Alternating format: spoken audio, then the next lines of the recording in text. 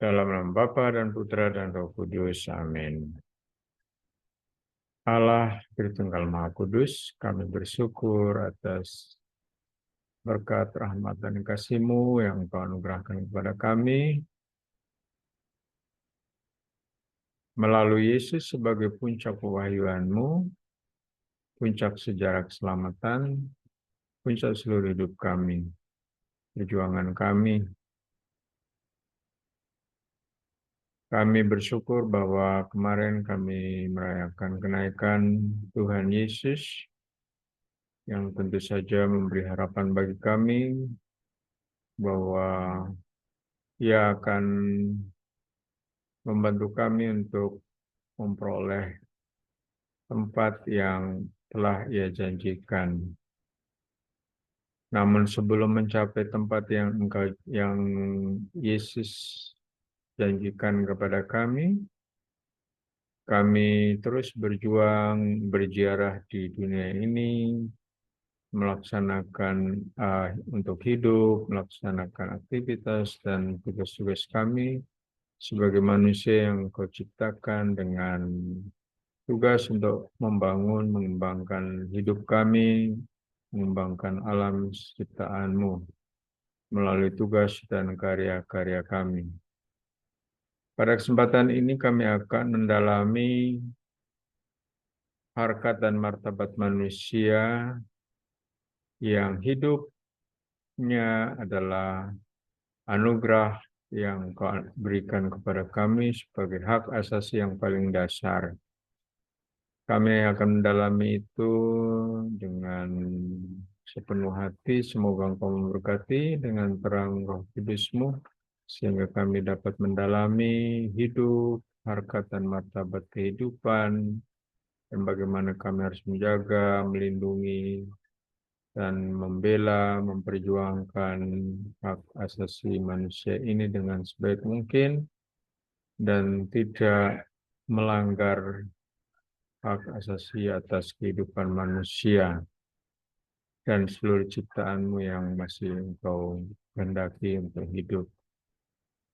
Ya Allah yang Maha Kasih, kami serahkan seluruh pertemuan pembelajaran ini ke dalam kuasa penyelenggaraan-Mu melalui Kristus Sang Juru Selamat kami. Amin. Oke, selamat siang dan Happy Ascension of Jesus Christ. Ya. Kemarin ke gereja ya?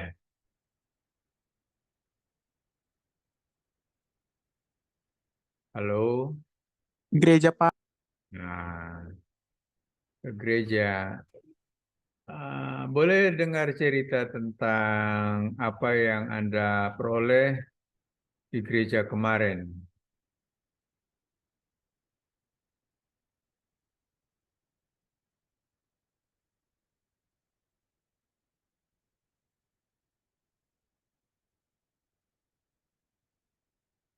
Bisa nggak?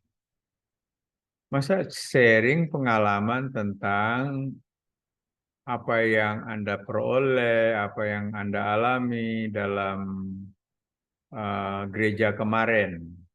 Kemarin kita merayakan hari kenaikan Yesus ya, atau yang tadi sudah saya bilang, Happy Ascension of Jesus Christ. Kalau di agama lain disebut kenaikan Isa Al-Masih ya. Artinya ada di sana ya.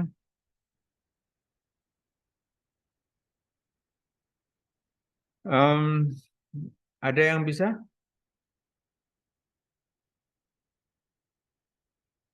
Yanti nggak ke gereja, Pak. Waduh. Soalnya sakit, Pak. Hah? Saya juga, Pak.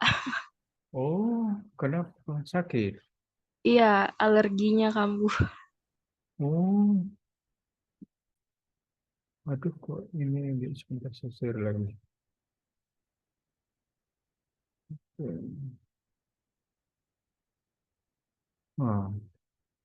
Alergi kambuh.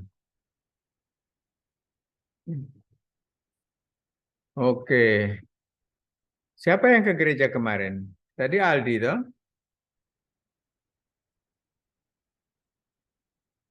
Aldi? Aldi langsung Iya, Pak. hidup. Apa yang dialami kemarin? Tolong diceritakan dong. Masa kalian tidak bisa menceritakan pengalaman yang telah Anda lewati, Anda alami itu loh. Kan aneh. Eh, iya, Pak. Semalam itu ke gereja, walaupun terlambat ya, Pak. Semalam terlambat. Jadi pas masuk itu udah Mazmur ya, udah waktu menyanyikan lagu Mazmur. Hmm. Setelah itu mungkin kutipan bacaan Injilnya ya, Pak. Itu yang Aldi ingat terkait apa namanya? eh bacaan Injilnya itu terkait perintah Tuhan Yesus untuk menyebarkan Injil gitu. Ya, iya menyebarkan Injil. Oke. Kalau saya tanya lebih Eh, lanjut, gimana? enggak, Pak. Kalau saya tanya lebih lanjut sih panjang ceritanya. Karena kalau bicara tentang itu panjang. Saya biasanya bisa mengembangkan kemana-mana. Tapi yang intinya bahwa kita merayakan kenaikan Yesus, di mana sebelum Yesus naik, Yesus memberikan perintah kepada para muridnya. Apa perintahnya?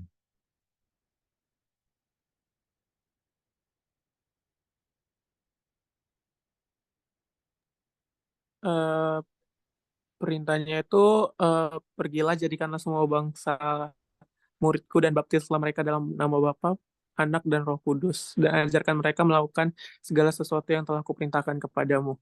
Itu, That's Pak. right. Bagus. Ini luar biasa. Karena jarang yang bisa hafal itu ya. Dan yang terakhir perintahnya apa? Setelah baptislah mereka dalam nama Bapa dan Anak atau Putra dan Roh Kudus. Kemudian dia bilang apa? Atau Yesus bilang apa?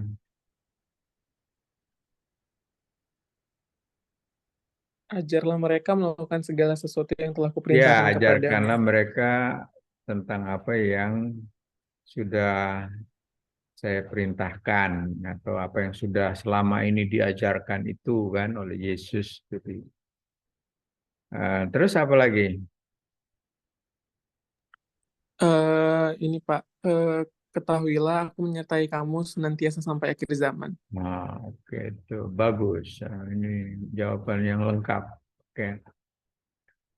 Em, Anda bisa lihat di Google di mana saja tentang itu ya. Tapi intinya itu ya. Jadi Yesus sebelum naik ke surga, setelah Yesus melaksanakan seluruh tugas perutusannya sampai puncaknya sengsara wafat dan kebangkitannya, sebelum ia naik ke surga, ia memberikan perintah kepada para muridnya. Pergilah ke seluruh dunia, jadikanlah semua bangsa muridku. Baptislah mereka dalam nama Bapa dan Putra dan Roh Kudus, dan ajarkanlah mereka tentang segala sesuatu yang telah kusampaikan atau telah kuperintahkan kepadamu, dan ketahuilah bahwa aku menyertai kamu sampai akhir zaman. Itu sabda yang selalu dibacakan setiap hari kenaikan Yesus, dan tentu saja bukan hanya pada hari kenaikan Yesus, tapi di setiap momen yang berkaitan dengan panggilan, berkaitan dengan perutusan, berkaitan dengan tugas-tugas perutusan. Kalau untuk sekolah-sekolah keagamaan Katolik itu ketika uh, akhir kuliah, perutusan itu biasanya dibacakan. Umumnya bacaan itu yang dipakai. Karena memang bacaan itu atau sabda Yesus itu memang sabda untuk kita semua yang dibaptis untuk melaksanakan tugas itu. Nah, pertanyaannya adalah apa isinya tugas-tugas itu atau konkretnya? Nah, itu pertanyaan kalau dikembangkan menjadi lebih luas sekali, sangat luas. Nah, salah satu tugas yang harus diemban oleh murid-murid Yesus termasuk kita adalah ajarkanlah mereka tentang segala sesuatu yang telah kusampaikan. Yang telah kusampaikan artinya yang telah kuajarkan, yang telah kusabdakan. Maksudnya Yesus. Gitu ya. Yang telah disampaikan, yang telah disabdakan, yang telah diajarkan oleh Yesus selama hidup dan karyanya. Apa? Ya selama hidup dan karyanya. Dan itu tidak bisa berhenti. Itu harus dilanjutkan. Dan Anda tahu itu tentang 5 hal, yaitu pewartaan, pengudusan, pewartaan atau kerigma, itu telah kita bahas di tema mengenai tugas perutusan ya. Pewartaan atau kerigma, pengudusan atau liturgia, persekutuan atau koinonia, dan pelayanan atau diakonia, dan kesaksian atau martiria.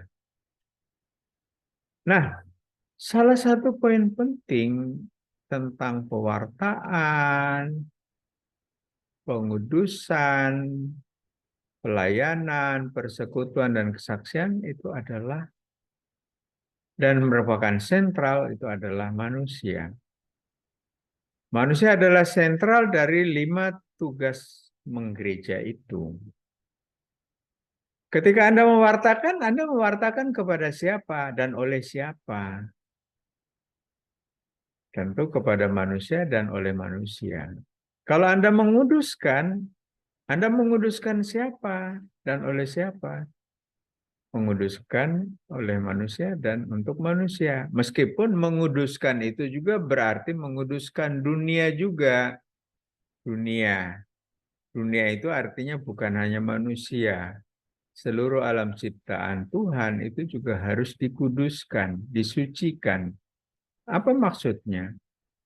Maksudnya adalah seluruh alam ciptaan Tuhan harus dipakai, disucikan, dan dipakai untuk keluhuran manusia. Gitu. Kayu, jangan dipakai untuk kejahatan. Emas, jangan dipakai untuk kejahatan. Padi, jangan dipakai untuk kejahatan.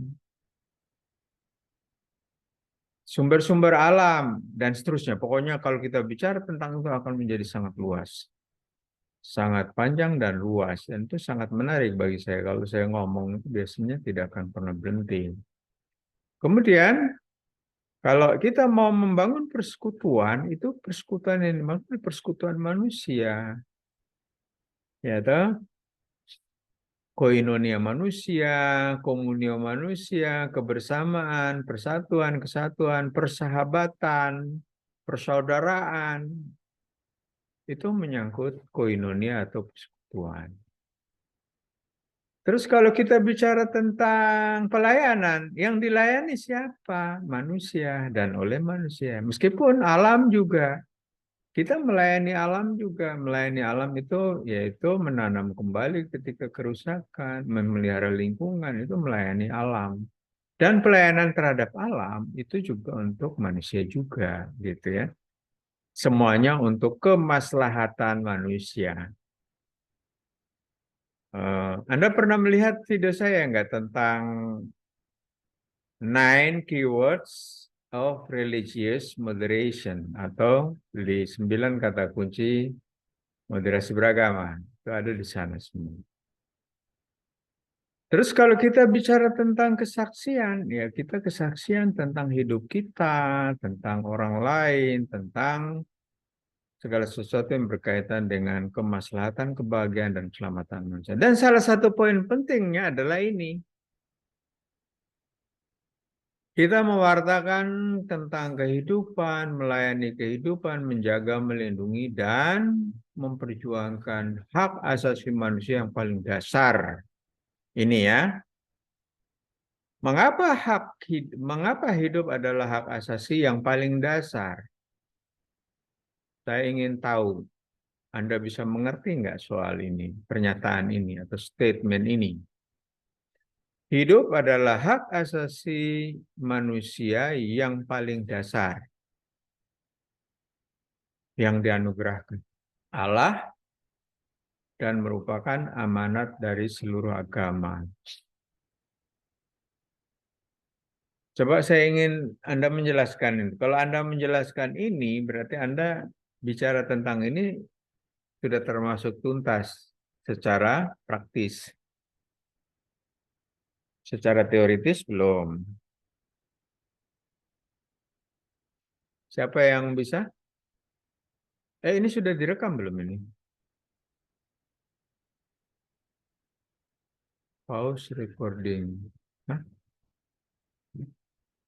Oh ya, masih. Recording. Ada yang bisa? Ini semua sudah hadir kan? Udah, Pak. Pak, Ah. Pak maaf Pak, di sini hujan deras banget Pak. Suara Bapak hampir nggak kedengeran. Oh, suara saya hampir tidak kedengaran. Iya Pak. Deras sekali Wah. di sini hujan Pak. Oh, kalau begitu masuk di kamar yang paling gelap supaya bisa kedengaran. Di mana? Di Belinyu kah? Di Balun Pak. Di Balun Ijo. Iya Untung Pak. saya nggak ke sana tadi. Kehujananku. Oke. Ini bisa kedengaran sekarang. Tapi bisa terlihat kan? Oke, daripada halo. Semua mendengarkan saya toh? Bisa Pak, bisa. Bisa, Pak. Oke. Jadi hidup adalah hak asasi yang paling dasar. Mengapa paling dasar? Coba ada yang bisa jawab? Mungkin karena manusia hidupnya itu diberikan oleh Allah kan, Pak. Jadi Nah, paling dasar tuh yang hidup gitu. iyalah, paling dasar itu hidup. Ya, mengapa?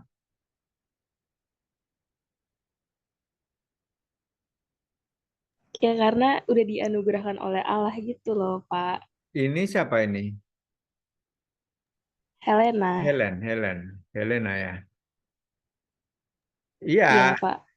emangnya hak asasi yang lain nggak diberikan oleh Allah begitu? Diberikan. Iya, Cuma kan makanya. hidup tuh paling utama yang diberikan. Hah? Hidup Paling itu apa? kan yang paling utama diberikan. Oh, paling utama. Oke, baik, itu bisa ya. Tapi maksudnya paling sederhananya menjawab itu tidak salah, udah betul. Tapi yang sederhananya menjawabnya begini, kalau orang tidak punya hidup, hak yang lain nggak dapat, ya dah. Makanya dia paling dasar. Kalau dia nggak hidup, ya untuk apa bicara hak yang lain kalau dia nggak hidup? Makanya jangan mematikan orang yang hidup, karena akan mematikan semua hak yang lain dari manusia itu. Nah, sekarang kalau orang lah mati, gimana? Tidak ada hak yang lain. Karena hidup adalah hak yang paling dasar, yang paling awal diperoleh manusia dari Tuhan. Hidup. Ya, kalau dia tidak hidup, ya ada lagi yang lain. Habislah sudah. Itu. Kemudian alasan yang lain kita harus memperhatikan dan memperjuangkan kehidupan, sungguh-sungguh melindungi dan memperjuangkan, menjaga, menghormati itu karena pertama itu tadi hak yang paling dasar dan yang kedua adalah Allah sendiri kan menyayangi, melindungi, menghargai kehidupan kita. Manusia menghargai dan bahkan menjadikan manusia sebagai pusat dari seluruh penciptaan dan karya keselamatannya. Nah, pertanyaannya apa? Allah menciptakan manusia, Allah menciptakan alam untuk siapa? Untuk manusia. Makanya manusia menjadi pusat karya Allah. Maksudnya karya Allah itu pusatnya manusia. Dan manusia kemudian harus menjadikan Allah sebagai pusat. Pun begitu kan, timbal baliknya begitu. Allah begitu menyayangi, mengasihi, dan menjadikan manusia sebagai pusat karyanya. Masa kita nggak mau menjadikan Allah sebagai pusat karya, pusat kehidupan kita, pusat karya kita, tujuan kita, dan seterusnya, dan menyayangi Allah, mencintai, mengasihi Allah. Makanya Yesus itu sudah sangat perfect dalam mengajarkan kepada kita hukum kasih itu. Kasihilah Tuhan Allahmu dengan segenap hatimu, dengan segenap akal budimu, dengan segenap kekuatanmu, artinya dengan semuanya. Karena di dalam itu semua terkandung. Semua terkandung gitu ya. Orang kalau mempunyai kasih yang sempurna atau sempurna ya, manusia memang tidak sempurna. Kasih yang utuh, kasih yang tidak bercacat, nggak pura-pura, maka dia mempunyai semua yang lain dan bisa melakukan semua yang lain, tentu sesuai kemampuannya. Sudah saya uji kok kalau soal itu. Contoh, karena saya mengasihi Anda, maka saya menyempatkan diri untuk kuliah, kan begitu. Memang harusnya saya datang, tetapi kan dengan cara ini juga bisa. Dan untuk era sekarang, memungkinkan, apalagi ini kebetulan hujan. Memang kondisi saya akhir-akhir ini memang kurang bagus sih, sehingga saya untuk perjalanan jauh dengan mengendarai motor memang rada-rada capek gitu ya. Tapi sebetulnya salah juga sih. Menurut saya memang kita Zoom meeting dengan offline dengan online itu memang tidak berimbang sih, tapi nggak apa-apa.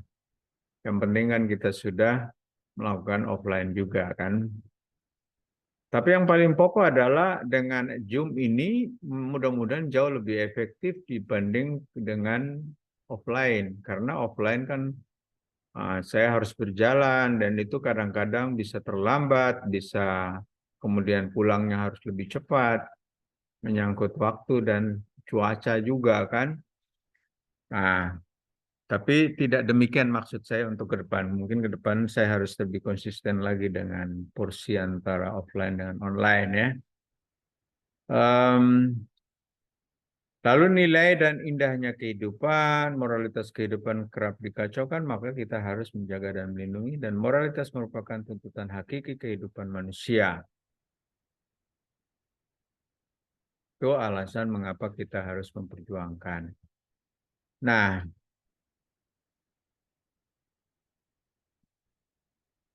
di sini saya ingin memperkenalkan kepada Anda tentang kehidupan manusia yang merupakan hak asasi manusia tadi ya, tentang kehidupan. Nah, menurut Purwa Hadiwardoyo, ini ahli moral, kehidupan manusia itu dikelompokkan menjadi 3. Yaitu yang pertama, manusia itu dikatakan hidup saat sudah terjadi pembuahan.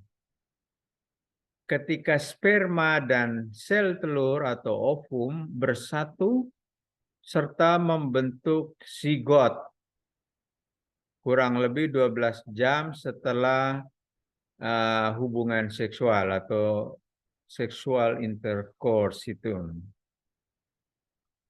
Jadi kalau misalnya Anda nanti sudah berkeluarga, Saya ngomong begitu karena Anda tidak boleh melakukan hubungan seks sebelum berkeluarga, bukan? Itu semua agama melarang melakukan hubungan seksual sebelum menikah secara resmi. Dan menikah secara resmi menurut agama Katolik kemarin sudah saya bilang ya,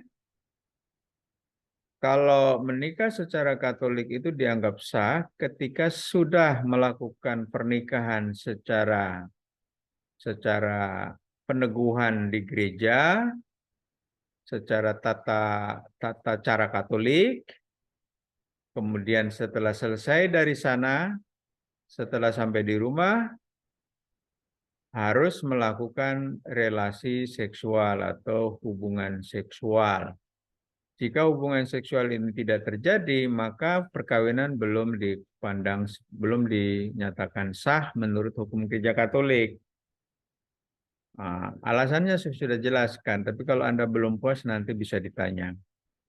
Nah, ketika Anda sudah menikah dan melakukan hubungan seksual, dalam hitungan 12 jam kemudian setelah itu, maka sudah terjadi pembentukan zigot, yaitu persatuan atau pertemuan sel sperma dengan sel telur atau ovum yang kemudian membentuk zigot. Artinya mereka bertemu dan menempel gitu ya. Sperma dan sel telur itu ya. Maka setelah 12 jam itu tidak boleh terjadi tindakan yang akan menggagalkan kehidupan ini. Tidak boleh. Misalnya Anda menghalangi dengan minum obat-obatan atau apalah. Atau memang direncanakan untuk digugurkan, itu nggak boleh.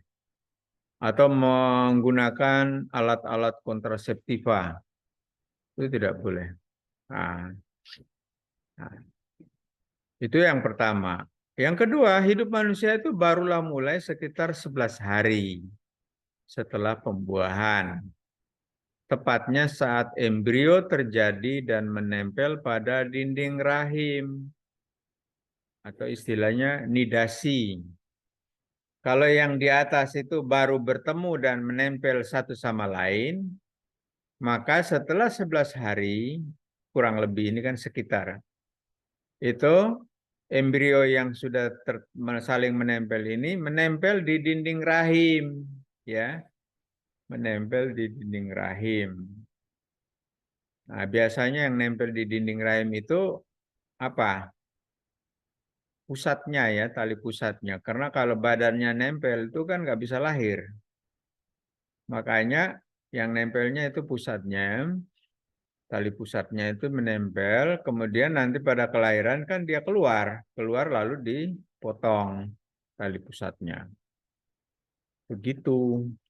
Lalu yang ketiga, hidup khas manusia baru muncul ketika embrio berusia 20 sampai 40 hari, ya ketika embrio sudah berhasil membentuk otak di dalam dirinya.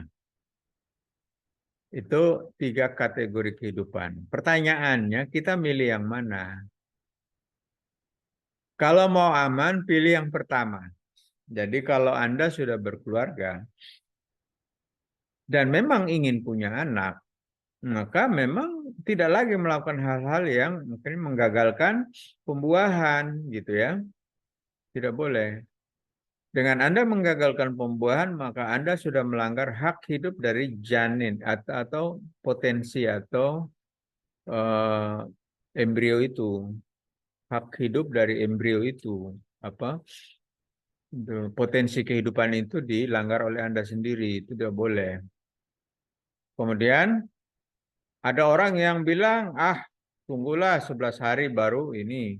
Nah, belum 11 hari yang sebelumnya boleh digagalkan. Tidak boleh. Ada yang tunggu 20 sampai 40 hari setelah otak. Tapi ini pandangan tentang kehidupan. Jadi orang menurut pandangan ini mau menyatakan bahwa hidup manusia itu dimulai dari, kalau yang pertama itu dimulai dari 12 jam setelah sperma bertemu dengan sel ovum, pandangan. Yang kedua menyatakan, sebentar saya matikan AC karena saya kalau AC-nya itu dihidupkan di ruangan yang apa bekas rokok-rokok itu enggak baik.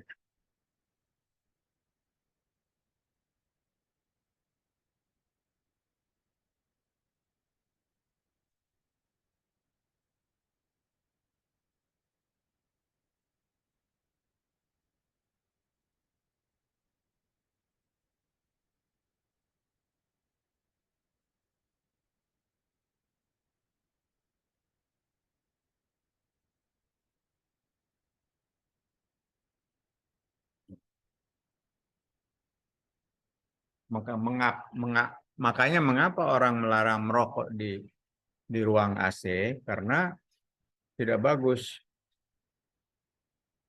akan merusak. Kemudian yang ketiga begitu. Jadi ada yang pandangan ini. Kita mengambil kesimpulan begini aja. Kalau kita sudah sampai dengan berhubungan seksual antara suami istri, maka usahakan supaya tidak mengganggu potensi kehidupan yang akan terbentuk dari sperma dan sel ovum itu ya. Itu lebih gampangnya begitu. Kemudian ini. Nah, tadi kehidupan ya. Nah, justru karena kehidupan ini merupakan hak asasi manusia yang paling dasar, maka tidak boleh diganggu. Maka larangannya adalah menghentikan kehidupan manusia dengan berbagai cara, termasuk ini, termasuk abortus.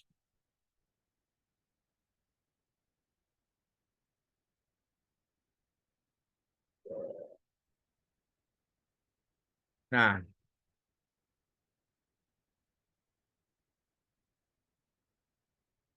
abortus.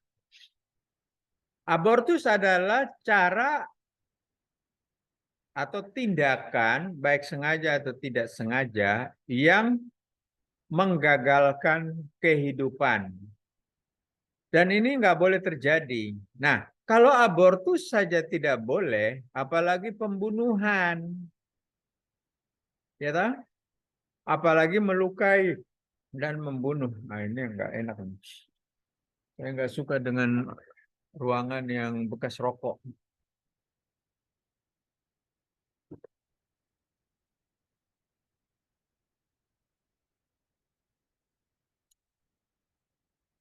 Ruangan kalau bekas rokok itu nggak suka sekali saya. Tapi karena di atas itu selalu ribut, jadi saya nggak capek. Ini saya ambil ruangan yang lain. Masih stay ya? Masih, Pak. Oke. Kebetulan juga Zoom-nya belum diputus. Jadi ini ya, ingat ya pernyataan saya tadi. Karena hidup adalah hak asasi manusia yang paling dasar yang dianugerahkan Tuhan atau Allah, dan Allah sendiri melindunginya, maka tidak ada maka apa istilahnya? Larangan yang wajib hukumnya orang tidak melakukan apa jadi bingung.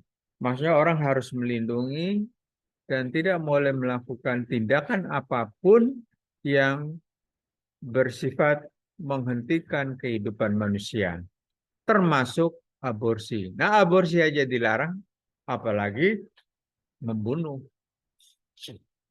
Karena abortus juga adalah pembunuhan, tapi abortus adalah pembunuhan janin. Kalau sudah di luar kandungan itu bukan lagi disebut abortus, itu pembunuhan.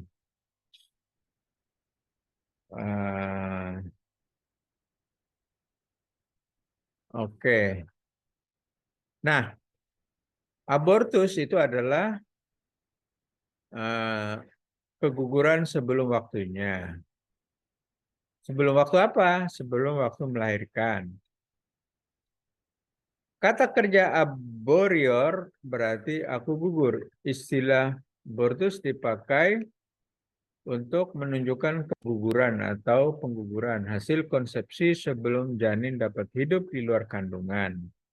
Gugurnya atau pengguguran janin yang belum berbobot 1000 gram atau usianya kurang dari 24 minggu disebut abortus.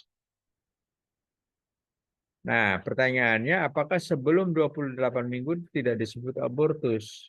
Nah, ini menurut Pitgo. Boleh jadi menurut yang lain itu disebut abortus juga, tapi abortus untuk usia sebelum 28 minggu. Mungkin istilahnya bisa berbeda ya. Nah, menurut Pitgo, Profesor Dr. Pitgo Ordo Carmel, itu guru besar di Malang ya, itu pernah ngajar saya juga. Dan beliau ahli moral, terutama moral perkawinan. Halo? Ya, Pak. Oh, saya kira sudah berhenti. Abortus itu ada dua, ada abortus spontaneous dan abortus provocatus.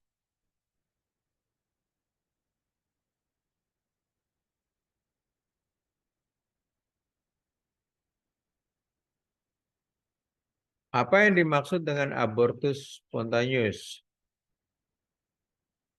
Itu maksudnya keguguran, ya.